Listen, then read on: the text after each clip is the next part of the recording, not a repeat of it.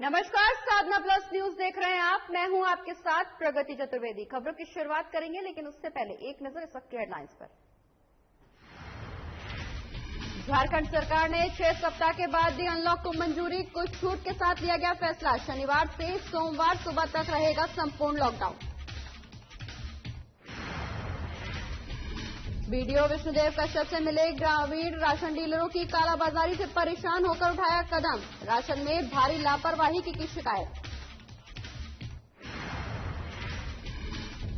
अपराधियों ने मुखिया को फोन कर दी जान से मारने की धमकी। रंगदारी की मांग को लेकर दी गई धमकी। मुखिया ने कार्रवाई, थाने में नामजद प्राथमिकी दर्ज। मुखिया ने किया मच्छरदानी और मास्क का वितरण। घर घर जाकर लोगों को बांटे सामान। वैक्सीन लेने के लिए भी लोगों से की अपील।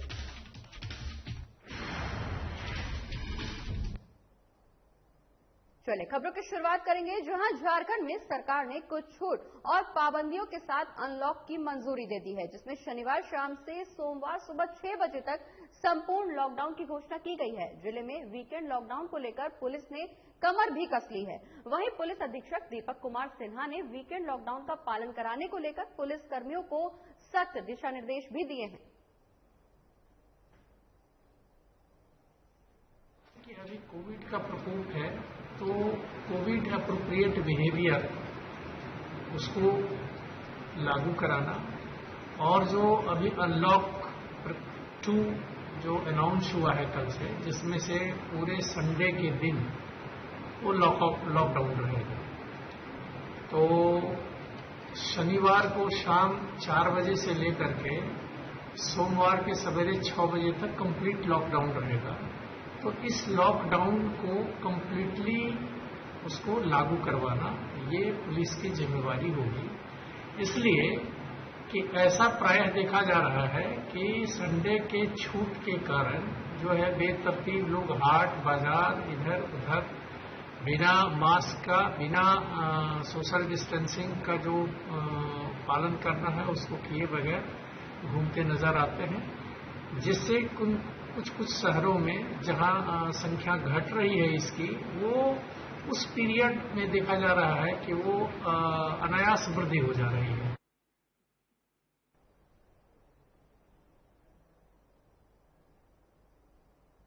बढ़ते आगे, जहां गुमला के ग्रामीणों ने गुरुवार को बीडीओ विष्णुदेव कश्यप से मुलाकात की है। इस दौरान दर्जनों गांव वालों ने चट्टी गांव की चमेली महिला मंडल के राशन देने पर भारी लापरवाही की शिकायत की है। जानकारी के मुताबिक चमेली महिला मंडल ने कई महीने का राशन किसी भी कार्ड धारक को दिया ही नहीं है। वहीं इस कालाबाजारी से तंग आकर गांव वालों ने राशन डीलर बदलने की मांग की है।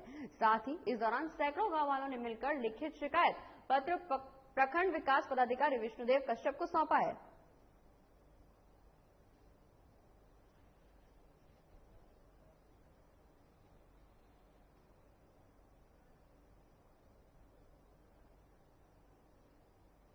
इसको जो शिकायत आया है उसको खुद हम बुला रहे हैं डीलर को और जांच करेंगे।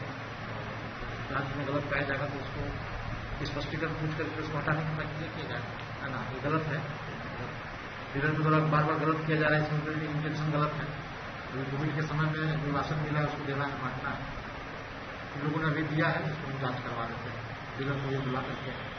ग्राम नवाडी के जनता पूर्व के जो डीलर है विजेंद्र साहू, उनसे राशन लेना चाहते हैं, पूर्व से देते थे। नया में हम लोग को चेंज कर दिया गया है ये खाद्य आपूर्ति विभाग के द्वारा, जिसको हम लोग विरोध करते हैं।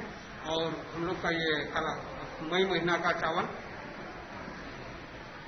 चावल नहीं उठाए हैं, जिसको चावल उठाव दिख रहा है, इसको पुरजोर से ये विरोध करते हैं। मुंगेर जिले के तारापुर थाना क्षेत्र के बेलाडी पंचायत के मुखिया विजय यादव से अपराधियों ने फोन कर रंगदारी की मांग की है और नहीं देने पर अपराधियों द्वारा सीधे जान से मार देने की धमकी भी दी गई है। रंगदारी के संबंध में अपराधियों ने मोबाइल पर फोन करके कहा कि तुम्हारे भाई सुभाष यादव को गोली मारने में देरी नहीं लगी तो तुमको मारने में कितना समय लगेगा, जिसका ऑडियो अब वायरल हो रहा है। वहीं इस ऑडियो की पुष्टि साधना प्लस न्यूज कतई नहीं करता है। आपको बता दें कि इस मामले को लेकर पीड़ित मुखिया विजय यादव द्वारा तारापुर थाने में नामजद शिकायत भी दर्ज कराई गई है। वहीं पुलिस पूरे मामले की छानबीन कर रही है।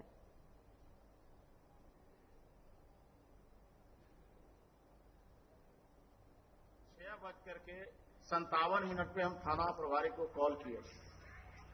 उन्हें 7:15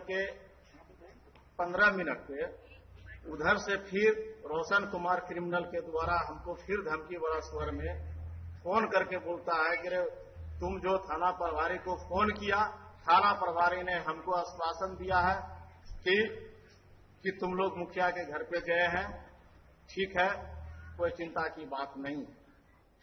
पुनः इस बात की सूचना 7:16 में फिर हम अपने थाना प्रभारी से जब बात किया तो उन्होंने बात को टालते हुए यह कहकर के खत्म कर दिया कि ठीक है हम बाहर में, जिसका मेरे पास ऑडियो रिकॉर्डिंग है। और अब बात पतरातू की करेंगे, जहां प्रखंड के ग्राम पंचायत कोतो के मुखिया निधि सिंह और जयप्रकाश सिंह के नेतृत्व में आज मच्छरदानी और मास्क बांटे गए। इस दौरान गांव वाले मस्जिद कॉलोनी, रहुनिया गड़ा, सहरना टोला, महली टोला, मुंडा टोला और तुरी टोला के सभी ग्रामीणों को घर घर जाकर मच्छरदानी और मास्क का वितरण किया गया। बता दें कि जयप्रकाश सिंह ननकी ने इस दौरान कहा कि आगे शाही टांड, तेलैया टांड, परसा बेड़ा और डाडी डी के हर घर में भी मच्छरदानी पहुंचाई जाएगी। वहीं इस दौरान गांव वालों से निवेदन भी किया कि मास्क और सैनिटाइजर का लगातार इस्तेमाल करें और सभी अपना वैक्सीनेशन जरूर करवाएं, तभी जाकर पंचायत कोरोना मुक्त हो सकेगा।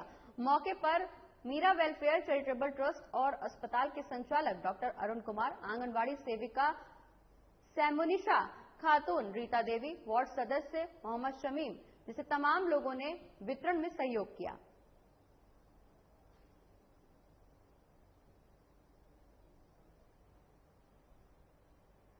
बिहार में अप्रैल 2016 से पूरी तरह से शराबबंदी लागू है। इसके बावजूद भी लगातार शराब से जुड़े मामले सामने आ रहे हैं। मामला मुंगेर का है, जहां पुलिस को बड़ी सफलता मिली है। शराब तस्करों के खिलाफ पुलिस ने बड़ी कार्रवाई की है। टेटिया बंबर थाना पुलिस द्वारा सड़क किनारे खड़ी ट्रक से लगभग 489 कार्टून करीब 4317 लीटर शराब बरामद की गई है। जानकारी के मुताबिक टेटिया बंबर थाना पुलिस ने गुप्त सूचना के आधार पर खड़गपुर डीएसपी राकेश कुमार के निर्देश पर थाना अध्यक्ष मनोज कुमार शाह के नेतृत्व में संग्रामपुर गंगटा मुख्य मार्ग के पतगागढ़ बाजार के पास छापेमारी कर ये शराब बरामद की है। साथ ही एक मोबाइल फोन भी इस दौरान बरामद किया गया। वहीं टेटिया बंबर थाना पुलिस मामले की छानबीन कर रही है।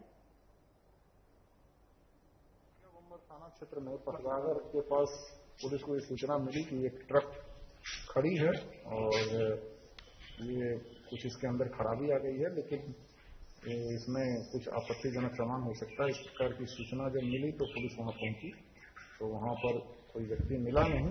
लेकिन जब इस गाड़ी की तलाशी लेने के लिए हुआ कि पीछे इसमें चूड़ा और भूसा वगैरह रखा गया था, लेकिन आगे इसके शराब की बोतल थी। फिर गाड़ी को स्टार्ट करके यहाँ थाना पर लाया गया और जब इसको काउंट किया गया तो इसमें कोई 4317 लीटर शराब है, 489 कार्टून में इनको रखा गया। गाड़ी का रजिस्ट्रेशन नंबर है, यूपी का नंबर है और इस गाड़ी से एक मोबाइल बरामद हुआ है जो लगता है कि पुलिस की गतिविधि को देख करके वो भागे हैं जो गाड़ी से जुड़े हुए लोग थे और शराब से जुड़े हुए।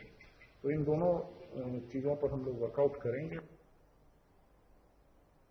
और गुमला जिला के अंतर्गत कामडारा रांची सिमडेगा मुख्य पथ में लोयंगा बाजार टांड के पास एक ट्रेलर और ट्रक के बीच टक्कर हो गई। ये टक्कर इतनी जबरदस्त थी कि ट्रेलर चालक मलकीत उर्फ मिंटू सिंह की घटनास्थल पर ही मौत हो गई। मृतक जमशेदपुर के टेलको का रहने वाला बताया जा रहा था। दोनों गाड़ी का अगला हिस्सा पूरी तरह से टूट गया, क्षतिग्रस्त हो गया। वहीं घटना के बाद ट्रक के चालक और खलासी गाड़ी छोड़कर मौके से फरार हो गए। मामले की जानकारी मिलते ही पुलिस घटनास्थल पर पहुंची और मामले की जांच शुरू की गई। आगे चला है, हम लोग साथ का ही गाड़ी है, आगे में एक गाड़ी था, एक गाड़ी पीछे था। वैसे सच्चा आ रहा था, वो स्पीड में था। स्पीड के कारण क्या हुआ है कि वो अपना संतुलन खो के इस गाड़ी में मारा। इस गाड़ी में मारा तो उसका तो कुछ नुकसान नहीं हुआ, ड्राइवर खलासी तो फ्रंट में ही भाग गया, इनका डेथ हो गया एक्सपर्ट। और ये गाड़ी कहाँ से आ रही थी? ये गाड़ी आ रही है रायपुर से, छत्तीसगढ़।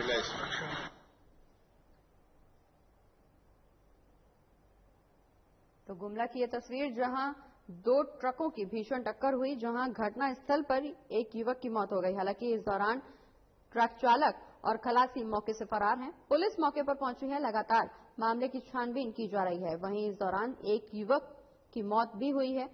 आपको बता दें कि ये टक्कर इतनी जबरदस्त थी कि ट्रेलर चालक मिल्कीत उर्फ मुंटू सिंह की मौके पर ही मौत हो गई। और इसी के साथ यहां रुक रहे हैं छोटे से ब्रेक के लिए। ब्रेक के उस पार भी खबरों का सिलसिला लगातार रहेगा जारी।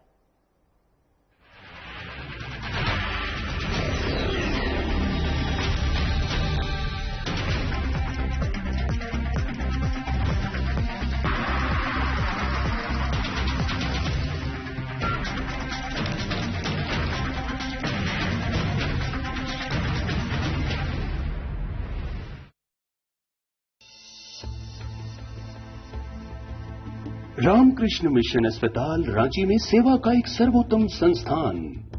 7 दशकों से रामकृष्ण मिशन सैनिटोरियम में सभी बीमारियों का आधुनिक पद्धति से सस्ते दर पर इलाज। अस्पताल में अनुभवी डॉक्टर और कुशल नर्सें रखेंगी आपका विशेष ख्याल। सभी आधुनिक चिकित्सकीय उपकरणों से लैस 24/7 है सेवा में समर्पित रामकृष्ण मिशन अस्पताल, खूंटी रोड, तूपुदाना, रांची, जिसका सेवा ही परम धर्म है।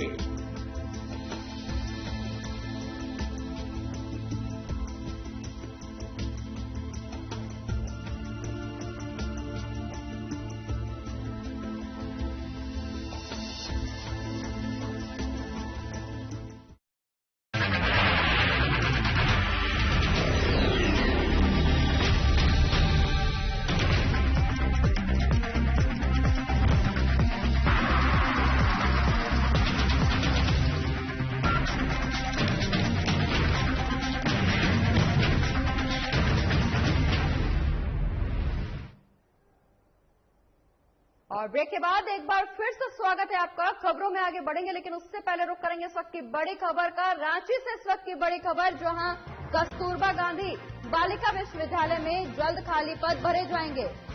इस वक्त की बड़ी खबर, जहां 841 शिक्षक और कर्मियों की नियुक्ति होगी। सरकार ने आदेश निकाल दिया है। 15 अगस्त तक पदस्थापन की प्रक्रिया पूरी करने का आदेश जारी किया गया है। 15 अगस्त तक नियुक्ति प्रक्रिया पूरी कर चयनित अभ्यर्थियों के पदस्थापन की प्रक्रिया भी पूरी की जाएगी।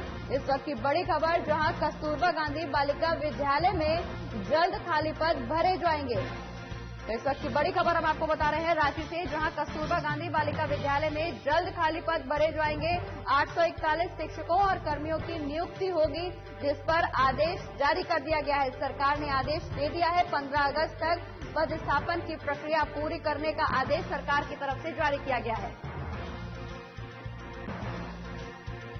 और इसी खबर पर ज्यादा जानकारी के लिए हमारे वरिष्ठ संवाददाता नवीन शर्मा हमारे साथ लाइव जुड़ गए हैं। नवीन, जल्दी 841 शिक्षकों की और कर्मियों की नियुक्ति करने के आदेश सरकार ने निकाल दिए हैं।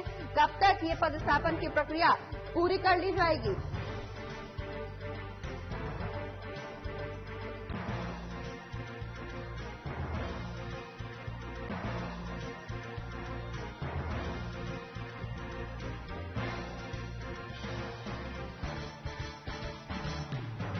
तो इस वक्त की बड़ी खबर रांची से हम आपको बता रहे हैं, जहां कस्तूरबा गांधी बालिका विद्यालय में खाली पद जल्द ही भरे जाएंगे, जिसको लेकर सरकार ने आदेश भी दे दिया। और इसी खबर पर लगातार जानकारी देने के लिए हमारे वरिष्ठ संवाददाता नवीन शर्मा हमारे साथ लाइव जुड़े हुए। नवीन, चयनित अभ्यर्थियों के पदस्थापन की प्रक्रिया पूरी करने के आदेश सरकार के द्वारा दे दिए गए हैं। 841 शिक्षकों और कर्मियों की नियुक्ति अब संभव हो सकेगी।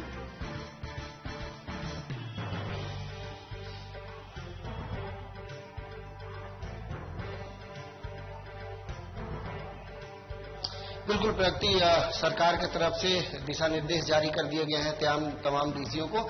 और जिस तरीके से मुख्यमंत्री लगातार कहते रहे हैं, और जब से गठबंधन की सरकार बनी, पिछली दफा सरकार का जब आपने सुना होगा 1 साल पूरा होने पर उन्होंने कहा था कि 2021 जो है वो नियुक्तियों का वर्ष होगा। लेकिन इस बार भी ये अनुमान लगाया जा रहा था कि कोरोना का एक विपरीत दौर चला, ऐसे में राज्य की माली हालात जो है वो कहीं न कहीं ठीक नहीं है। ऐसे में सरकार हो सकता है कि बैकफुट पर आ जाए और नियुक्तियों को लेकर पीछे हट जाए। लेकिन अब सरकार की तरफ से स्पष्ट कर दिया गया है कि नियुक्ति प्रक्रिया जल्द पूरी कर ली जाएगी।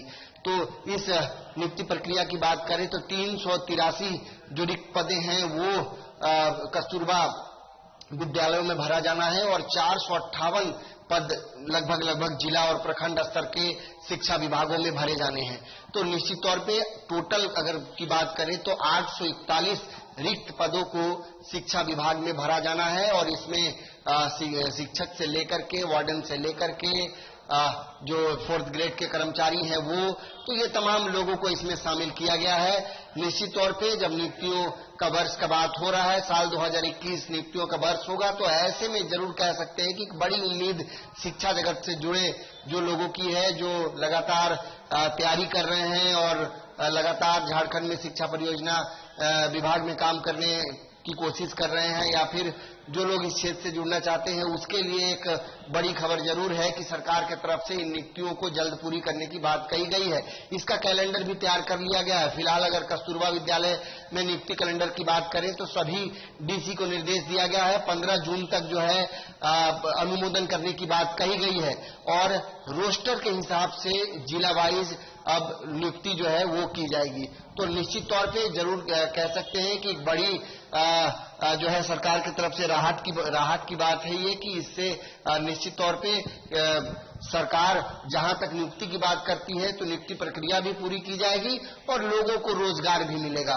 जिस तरीके से विपक्ष लगातार इस पूरे मुद्दे पर सरकार को घेरने में जुटी थी, बीजेपी की तरफ से लगातार आरोप लगाया जा रहा था कि क्या वाकई साल 2021 नियुक्तियों का वर्ष होगा, सरकार नियुक्ति प्रक्रिया कैसे पूरी करेगी या फिर नियुक्ति सरकार लेकर आएगी कि नहीं आएगी। लगातार सरकार को घेरने की कोशिश भी की जा रही थी, लेकिन अब कहीं न कहीं घेरने की कोशिश की जा रही थी। बिल्कुल नवीन, लगातार सरकार को तमाम मुद्दों पर घेरने की कोशिश की जा रही थी, लेकिन उसके बाद जब ये सरकार के द्वारा जो फैसला लिया गया कि जल्द ही 841 पदों पर नियुक्ति की जाएगी, जिसमें शिक्षक से लेकर के कर्मी तक शामिल हैं, जो कहीं न कहीं विपक्ष के हमलों को तो रोकेगी, लेकिन ये जो काफी लंबे समय से रोजगार का संकट लॉकडाउन की वजह से, कोरोना की वजह से लोगों पर आ रहा था, उसमें भी कहीं न कहीं लगाम लग पाएगी। उस वादे को पूरा करने में आप कह सकते हैं कि ये एक शुरुआत है साल 2021 में नियुक्ति प्रक्रियाओं की। बिल्कुल नवीन, जैसा कि आपने बताया कि सरकार पर लगातार विपक्ष हमलावर था, कई मुद्दों पर सरकार को घेरने की कोशिश की गई, लेकिन बाद में अब जब सरकार की तरफ से ये अहम फैसला लिया गया जिसमें 841 रिक्त पदों पे भर्ती करने की अनुमति सरकार की तरफ से दी गई है, जो पिछले लंबे समय से लॉकडाउन की वजह से, कोरोना की वजह से लोगों पर रोजगार का संकट था, वो कहीं न कहीं उस पर भी लगाम लग पाएगी। और जो विपक्ष के जो तमाम दावे किए जा रहे थे, जो तमाम हमलावर हो रहा था विपक्ष, उन तमाम हमलाओं को रोकते हुए सरकार ने ये विपक्ष के मुंह पर जो तमाचा दिया है और कहीं ना कहीं जनता को भी राहत पहुंचाने की कोशिश की गई है, क्योंकि काफी लंबे समय पहले भी सरकार के द्वारा ये राहत देने का ऐलान किया गया था, जिसको अब पूरा कर लिया गया है।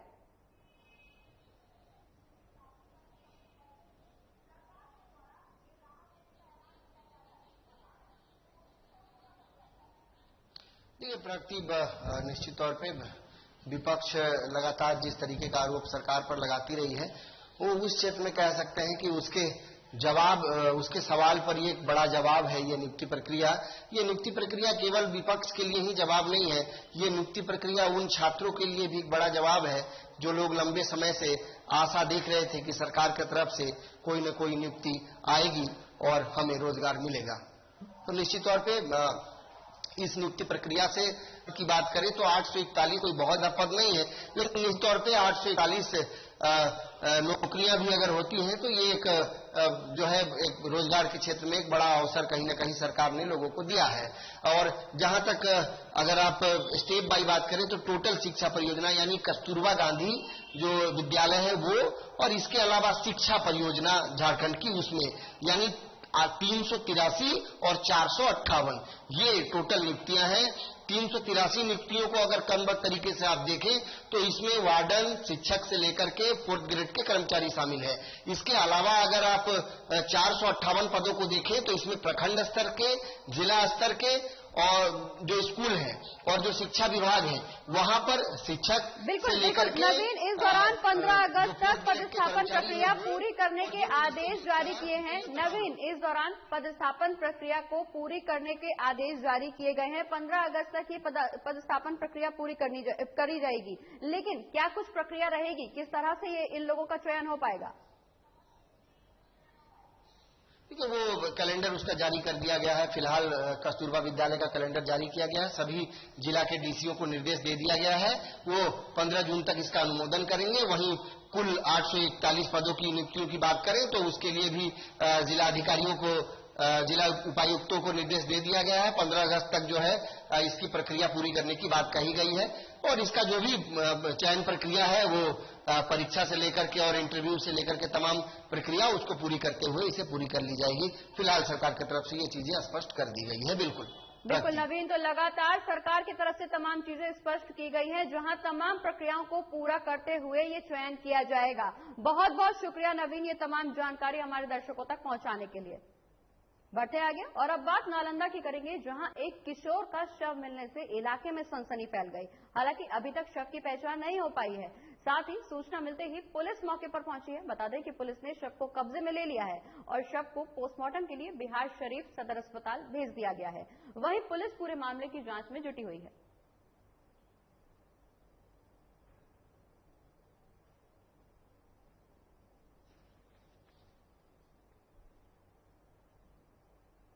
और बिहार की उप मुख्यमंत्री रेणु देवी ने बेतिया मझौलिया विधानसभा के अंतर्गत आने वाले बखरिया पंचायत का दौरा किया, जहां उन्होंने 62 आरडी पुल के पास चल रहे साइफन चैनल पाइप के सफाई का जायजा लिया। इस दौरान उनके साथ बीजेपी के बिहार प्रदेश अध्यक्ष डॉक्टर संजय जायसवाल भी मौजूद रहे। वहीं रेणु देवी ने मुआयना कर सफाई कार्य को जल्द पूरा करने के निर्देश भी दिए। दरअसल बारिश में जल निकासी नहीं होने की वजह से यहां भारी मात्रा में पानी इकट्ठा हो जाता था, जिससे पूरा इलाका जलमग्न हो जाता था और किसानों की फसलों को काफी नुकसान को झेलना पड़ता था। लेकिन अब सफाई होने के बाद लोगों को इस समस्या से निजात मिल सकेगी।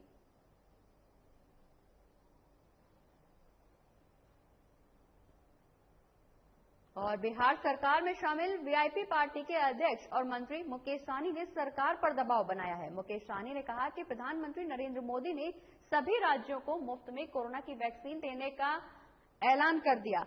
वैक्सीनेशन में राज्य सरकार को कोई खर्च नहीं करना पड़ेगा, लिहाजा राज्य सरकार को विधायकों और विधान पार्षदों के फंड से लिए गए 2-2 करोड़ रुपए को वापस कर देना चाहिए। मुकेश सहनी ने कहा कि विधायकों पर जनता का काम करने का दबाव होता है, अगर उनके फंड में पैसे रहेंगे तो वो जनता का काम कर पाएंगे। आपको बता दें कि बिहार में राज्य सरकार मुख्यमंत्री क्षेत्र विकास योजना के नाम पर विधायकों और विधान पार्षदों को हर साल 3 करोड़ रुपए खर्च करने का अधिकार देती है। उनकी अनुशंसा पर यह पैसा खर्च किया जाता है, लेकिन कोरोना की दूसरी लहर शुरू होने के बाद नीतीश सरकार ने पत्र जारी कर सभी विधायकों और विधान पार्षदों के फंड से 2-2 करोड़ रुपए लेने का ऐलान कर दिया था।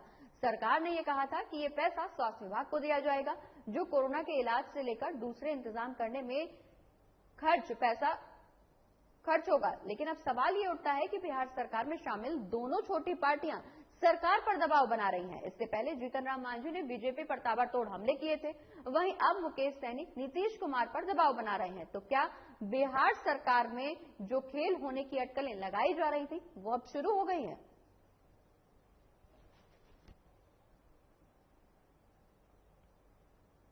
और मुकेश सहनी के पत्र के बाद आरजेडी ने भी अपनी प्रतिक्रिया दी है। जो है आरजेडी प्रवक्ता मृत्युंजय तिवारी ने कहा कि एनडीए के अंदर जो सहयोगी दल हैं वो आपस में ही लड़ झगड़ रहे हैं। मांझी लगातार हमलावर हैं और अब मुकेश सहनी ने भी पत्र लिखा है। वहीं मृत्युंजय तिवारी ने यह भी कहा कि जो भी बात नेता प्रतिपक्ष तेजस्वी यादव कह रहे थे वो आपसी खींचतान है। क्या एनडीए के अंदर वो रंग लाएगा? डगमगाती नाव एनडीए की बहुत जल्द डूबेगी। ये भी कहा कि 2021 एनडीए फिनिश है।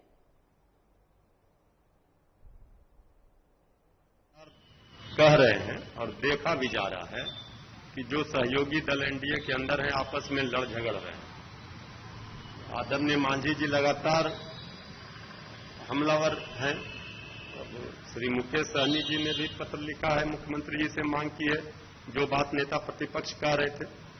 देखिए, ये जो आपसी खींचतान है एनडीए के अंदर, ये रंग लाएगा और ये जो डगमगाती नाव है एनडीए की बहुत जल्द डूबेगी। बिहार में एक नई सरकार के आने की उम्मीद लोगों के मन में है और जिनको लोगों ने अपना मुख्यमंत्री चुना था जनता ने, ये सरकार फर्जी तरीके से चुनाव आयोग ने थोप दिया बिहार के ऊपर। लेकिन नई सरकार जिनको जनता ने चुना था वो सरकार बन के रहेगी बढ़ते आगे, जहां मुख्यमंत्री हेमंत सोरेन से रूपा तिर्की के माता पिता और विधायक बंधु तिर्की के साथ एक प्रतिनिधि मंडल ने मुलाकात की। मौके पर मुख्यमंत्री से रूपा तिर्की मामले में दोषियों के खिलाफ कड़ी कार्रवाई और न्याय दिलाने की गुहार लगाई गई। वहीं मुख्यमंत्री ने प्रतिनिधि मंडल को आश्वस्त किया कि पूरे मामले की एक सदस्यीय जांच आयोग जांच करेगी। वहीं झारखंड उच्च न्यायालय के पूर्व मुख्य न्यायाधीश विनोद कुमार गुप्ता इस पूरे मामले की जांच कर अपनी रिपोर्ट समर्पित करेंगे और मामले में जो भी दोषी पाए जाएंगे उनके खिलाफ सख्त कार्रवाई की जाएगी।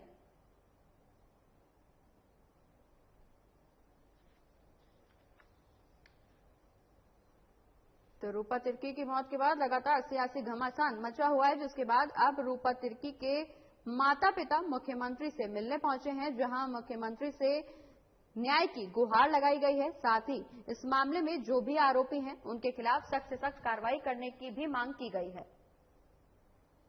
और इसी के साथ इस बुलेटिन में फिलहाल इतना ही। आप देखते रहिए साधना प्लस न्यूज। नमस्कार।